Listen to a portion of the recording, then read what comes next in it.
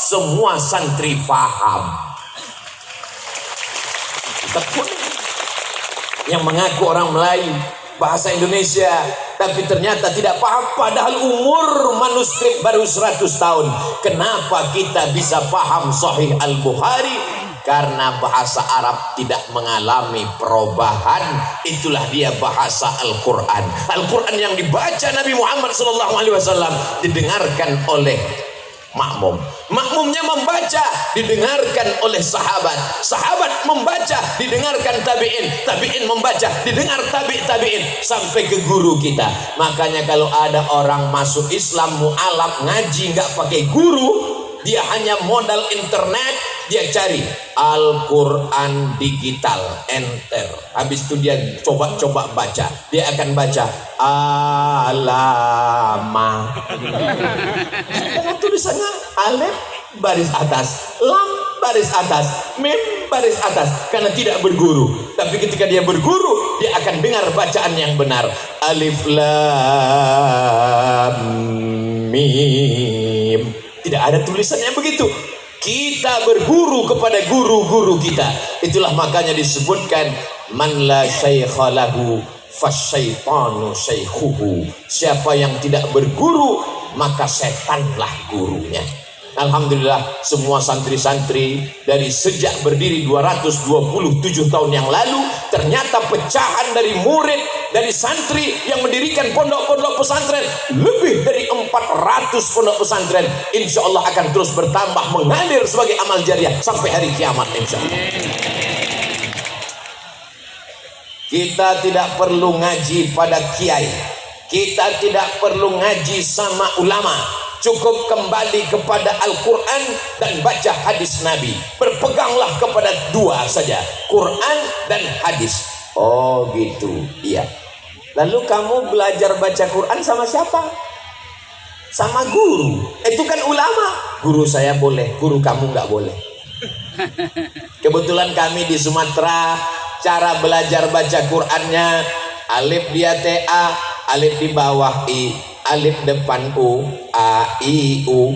Sahabat saya di Pulau Jawa, alif fathah A, alif kasroh I, alif dhammah U, A, I, U. Di Madura gimana cara bacanya? Nabi tidak mengatur cara membacanya.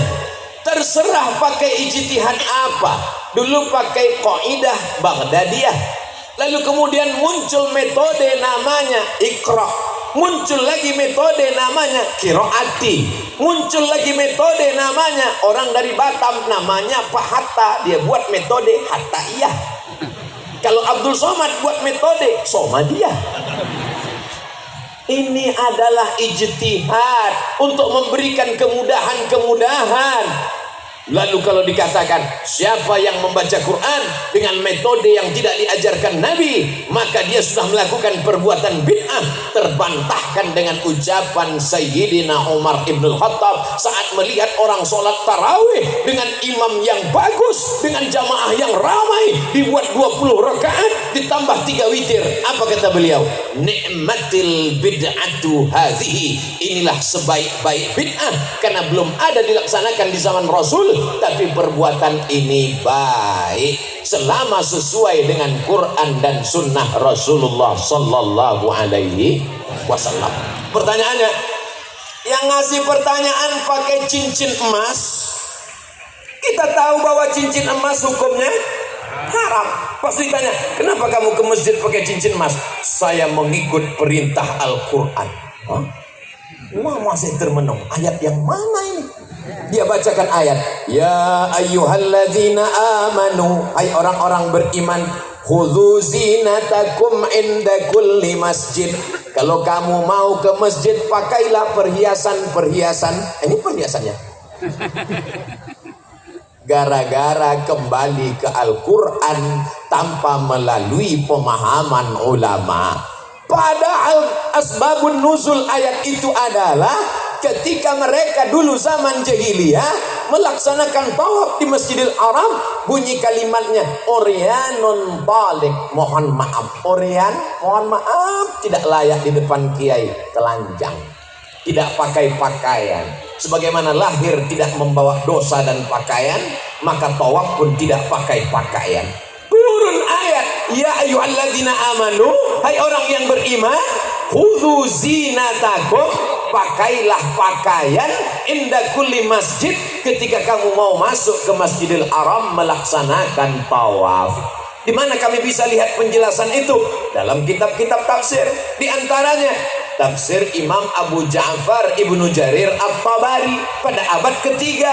Berarti kitab ini umurnya 1100 tahun yang lalu.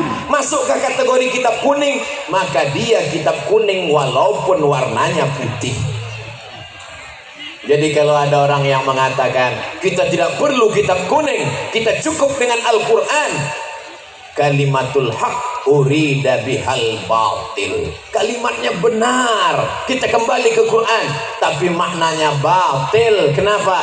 Orang akan baca Quran sendiri, terjemahkan sendiri, pahami sendiri, nyasar sendiri.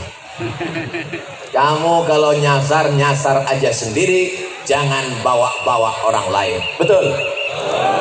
Jamaah yang dimuliakan Allah Subhanahu wa taala. Ini jamaah ramai luar biasa sampai nggak kelihatan ujungnya di mana. Kalau mau tahu ujungnya di mana, maka nyalakan semua handphone yang ada senternya. Yang nggak punya senter, beli senter, jual handphonenya. Maulaya salli wa sallim daiman abada ala habibika khairil khalqi kullihim Muhammadun sayyidul kaunaini wa thaqalain wal fariqaini min arbin wa min ajami. Maulaya salli wa sallim daiman abada ala habibika khairil khalqi kullihim antal bulladhi turja syafa'atuhu likulli hawlin minal ahwali muqtahimi. Maulaya salli wa sallim daiman abada ala habibika khairil khalqi kullihim. Boleh dihidupkan lagi, takutnya nanti pulang miss call masuk baterai habis. Apa tadi yang dibacakan Ustaz Somad itu? Solawat. Solawat dari siapa? Imam Al-Busiri. Dia tinggal di mana? Di sebuah kota bernama kota Alexandria yang didirikan oleh Alexander the Great. Kota itu 200 km dari Kairo. Kalau tidak percaya, ukur sendiri.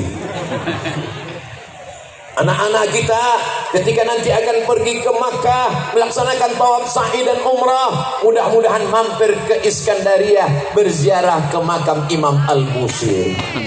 Seorang laki-laki yang tidak berdaya, lumpuh, tidak bisa menulis, tidak bisa berjalan, tidak bisa berbuat apa-apa, tapi dia berusaha keras untuk membuat untayan kata, memaksakan diri dengan ujung jarinya memuji Rasulullah sallallahu alaihi wasallam. Akhirnya dia tulislah syair begitu indah sampai akhirnya dia tertidur lelap karena lelah dan letih. Lalu kemudian dia lihat ada sesosok orang yang begitu ganteng dan sempurna bercahaya membawakan jubah burdah. Maka setelah dia terbangun dan tersadar, sembuh sehat walafiat, maka dia berilah judul syair itu bernama syair burdah karena hadiah dari Rasulullah sallallahu alaihi wasallam. Sembuh dalam keadaan sehat walafiat. Begitu indahnya kisah Al-Burdah, tapi begitu diperlihatkan kepada orang, apa kata mereka? Ini adalah salawat bid'ah, wa kullu bid'atin dhalalah wa kullu dhalalatin finnar. Karena tidak dibuat oleh Nabi Muhammad sallallahu alaihi wasallam. Kalau tidak dilakukan Nabi, maka berarti perbuatan itu bid'ah. Apakah pernah Nabi membaca Maulaya salli wa sallim? Apakah pernah Nabi membaca salawat burdah? Tidak pernah. Kalau begitu maka perbuatan ini bid'ah. Wa kullu bid'atin dhalalah wa kullu dhalalatin finnar. Sorga yang seluas langit dan bumi isinya cuma 3 aja, dia, istrinya, sama mertuanya. Berbahaya kalau kita tidak kembali kepada kitab kuning. Baca Sahih Bukhari, baca syarahnya yang ditulis oleh Al-Hafiz Ibnu Hajar Al-Asqalani, Fathul Bari namanya. Ditambah lagi Imam Al-Qastulani, ditambah lagi Imam Badruddin Al-Aini. Saya baca Sahih Muslim, Pak Ustadz, kamu nggak paham. Baca syarah penjelasannya, ditulis oleh Imam An-Nawawi dalam kitab Al-Minhaj, syarah Sahih Muslim Ibn Al-Hajjaj. Saya baca kitab Muwatta Malik, Pak Ustadz, kamu nggak ngerti. Nanti kamu akan katakan dalam kitab Muwatta Malik ini hadisnya dhaif semua, sanadnya putus semua, ini balaghat, ini munqati'at, ini maqtu'at. Padahal sesungguhnya sanad-sanadnya sudah disambungkan oleh Imam Ibnu Abdul Bar dalam kitab At-Tamhid lima fil Muwatta minal ma'ani wal asanid. Saya membaca kitab Sunan Tirmidzi, Pak Ustaz, baca syarahnya Tuhfatul Ahwadhi. Saya baca Sunan Abi Daud, Pak Ustaz, baca syarahnya Aunul Ma'bud dan syarah yang lain.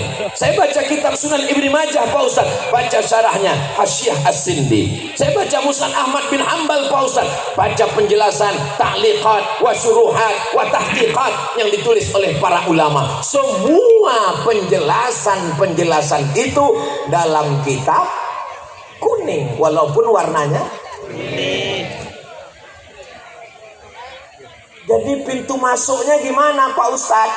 Kita masuk hotel, ada kolam renang, ada tempat minum, ada tempat sarapan, ada kamar, ada tempat olahraga.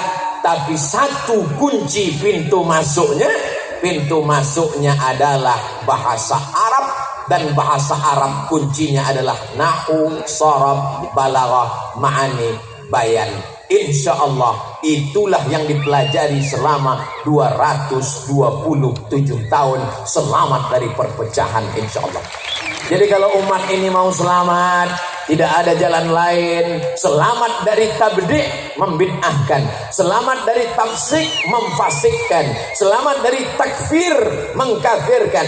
Dia akan kembali kepada sunnah, dan sunnah itu adalah Quran, hadis. Tapi dia lupa satu lagi, al ulama warasatul anbiya. Kita kembali ke hadis. Hadis itu apa? Ma udhifa ila Nabi sallallahu alaihi wasallam min qaulin aw fi'lin aw taqririn aw sifati khalqiyatin wa khuluqiyatin min ba'di bi'satihi ila wafatihi sallallahu alaihi wasallam. Ucapan, perbuatan, ketetapan, sifat fisik, sifat bawaan sejak dia lahir, diangkat menjadi rasul sampai meninggal menghadap Allah Subhanahu wa taala. Kamu ketemu dengan Nabi? Enggak. Lalu dari mana kamu tahu sunnah? Dari Sahih Bukhari. Sahih Bukhari itu orang? Iya. Ulama? Iya. Kenapa kita ikut ulama? Tapi katanya langsung ke Quran dan sunnah. Oh iya ya. Imam Bukhari apa ketemu dengan Nabi? Tidak. Imam Bukhari meninggal tahun 256. Nabi meninggal tahun 11. Dari 256 banyak.